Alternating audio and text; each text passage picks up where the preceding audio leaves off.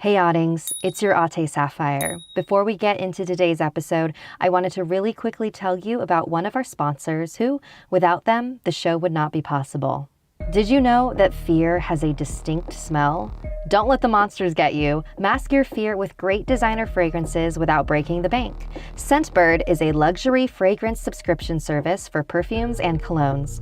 What I like about it is that the bottles are small, so I can switch up my routine and try different ones without committing to a full bottle. So I could go from Calvin Klein to Kate Spade to Dolce & Gabbana. If you want advice on what perfumes to try, you can take Scentbird's True Scent Quiz. For 50% off your first month, go to scentbird.com/scary and use my code SCARY. And now, back to the show. Hey, I'm Sapphire. Want to hear something scary? Switched bags. The following is based on a submission from Venus. I was in college and on my way home from a short solo weekend trip. I lived in a dorm on campus, but with the number of times my mom would call or text me, it felt like I never moved out at all. The entire trip, she constantly texted me for updates to make sure I was okay. She'd also send me news articles about the bad things that have happened to women while traveling alone.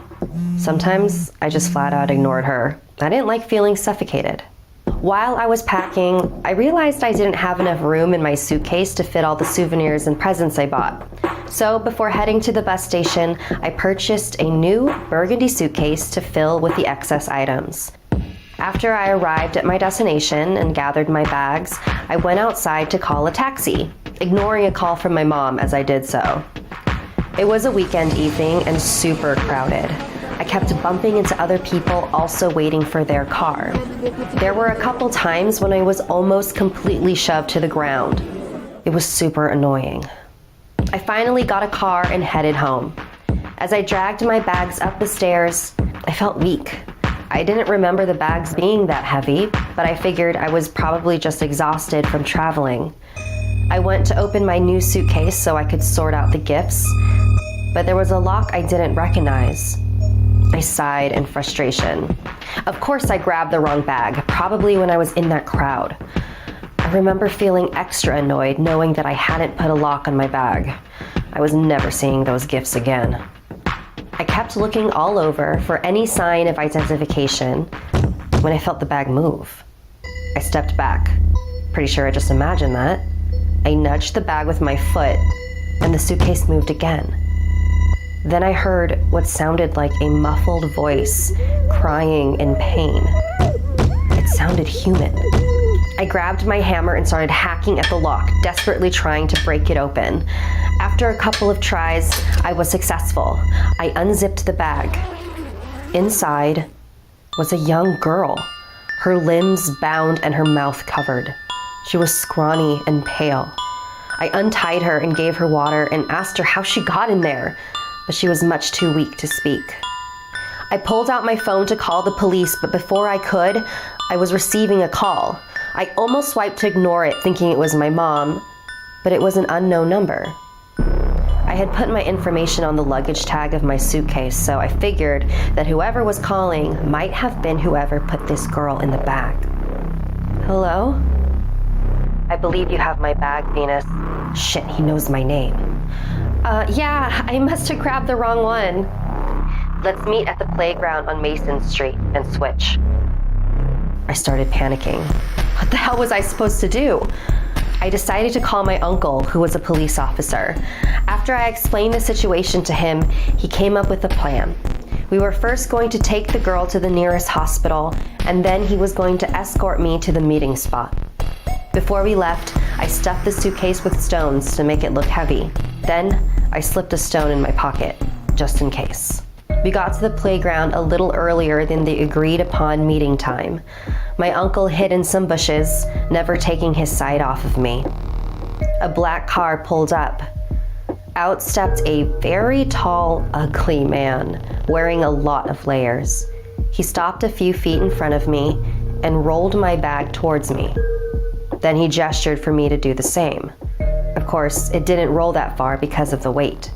So the man took a couple steps towards me. I went to collect my bag, and when I was near him, he grabbed my wrist. The lock, it's missing.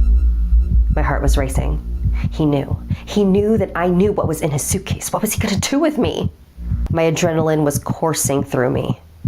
He gripped my wrist tighter and pulled me closer. You look young. How old did you say you were? I quickly pulled out the stone from my pocket and threw it at the man's head. He let go of me and screamed in pain. I grabbed my bag and ran towards the other end of the playground. Behind me, I could hear my uncle emerge from the bush and order the man to put his hands up. And then I blacked out. I woke up in the hospital. My uncle was there and told me that the man had been arrested. He had been part of a huge trafficking ring that smuggled children through low-security bus stations. I asked if the girl was going to be okay. Although she was making a swift physical recovery, it would take a much longer time for her to heal from the trauma. That girl was so young. I thought about the obsessive texts and calls from my mom and no longer thought she was crazy. I'm lucky. That girl could have been me. Human trafficking is a real and horrifying global problem. You can visit polarisproject.org to learn how to spot a victim and other ways you can take action. So living in Los Angeles, it's really useful to know Spanish. I took a couple years of it in high school, but let's be real, I'm still not confident speaking Spanish conversationally. That's why I wish I had Babbel back then. Babbel is the language learning app that will get you speaking a new language with confidence. You can choose from 14 different languages like Spanish, French, German, or Indonesian. The lessons conveniently only take 10 to 15 minutes and are designed to have you speaking your new language within weeks. That sure beats the 3 years of Spanish that I took in high school. Through interactive dialogues and speech recognition technology, you can make sure your pronunciation and accent are accurate. And now, Something Scary listeners can try Babbel for free. Download the app or text SCARY to 484848. Thank you to all of our patrons. If you'd like to join our VIP program, visit patreon.com/snarled. Want more Something Scary? You can hear more stories over on the Something Scary podcast, available for free on Apple Podcasts or wherever you listen to your favorite shows. The links are in the description below. If you'd like to submit a story, send me an email at somethingscary@snarled.com. Like and share this video if it gave you the chills. And don't forget to subscribe to Snarled and turn on the bell for notifications. And if you dare, follow me on social media. Until next time, sweet dreams.